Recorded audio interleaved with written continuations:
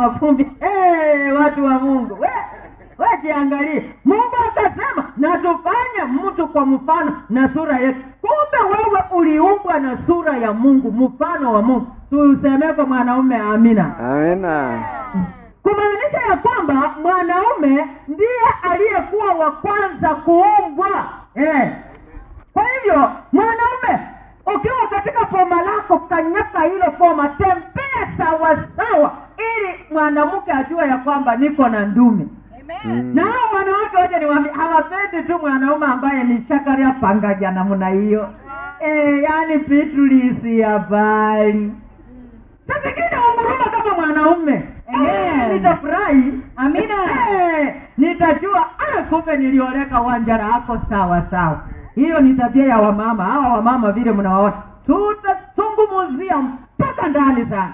Wamama hawa vile mnaniona, nikiwa mimi ni mmoja wa wamama, tuko samburi nyingi, tuko na tabia tofauti sana. Kwa hivyo wapendwa, Mungu akasema na tumufanye mtu. Yani mwanaume jamani, vitole vingapi? Ana makalio mangapi? Ana meno ngapi? Ana macho ngapi? Kumbe mwanaume ni wa maana. Mwanaume ni wa nini? Wa maana. Na wacha hata mkatae, hata mkubali msikubali, mwanaume huyu ndiye Mungu alichukua mbegu ya usasi akaweka ndani ya kiuno chake, ndio wanazalishanga wanadamu. Ndio naambia wamama kila mara ya kwamba hata mume wako awe ni mlevi chakari, analala kwa mtara, anakunywa na leo, amepewa uwezo na Mungu kubariki watoto wako ama atoe laana kwa watoto wake. Amen. Huyo mwanaume ambaye anadharau huyo, wacha siku moja atoweke, ndio utajua hujui. Ndio utajua hujui. Hata kama na udhaifu wa aina gani, Mungu akasema na tuumbe mtu kwa mfano wetu na sura yetu. Kwa hiyo kumbe mwanaume hata utembee mikono ikienda, tembea kwa nguvu kabisa. Hata miguu ikienda kato namna hii, hata ingine mbele. Nikisema wanaume wakuja hapa 10 wasimame hapo, anza kutembea, utaona mastaili, kila mmoja na staili yake. Yani ikapendeza Mungu. Mungu akaona ni sawa sawa. Kwa hivyo furahia sana wewe mwanaume ukiwa na mke wa kike. Huo ndio mpango wa Mungu. Amen. Mwanzo 2:18 hapa inasema nini? Mwanzo 2:18. Bwana Mungu akasema ya kwamba Mungu akasema si vema huyo mtu awe peke yake. Ya kwamba Adamu ndiye aliita ndege, akaita miti hii ni blue gum, akaita sijui kani hiyo, akaita hii.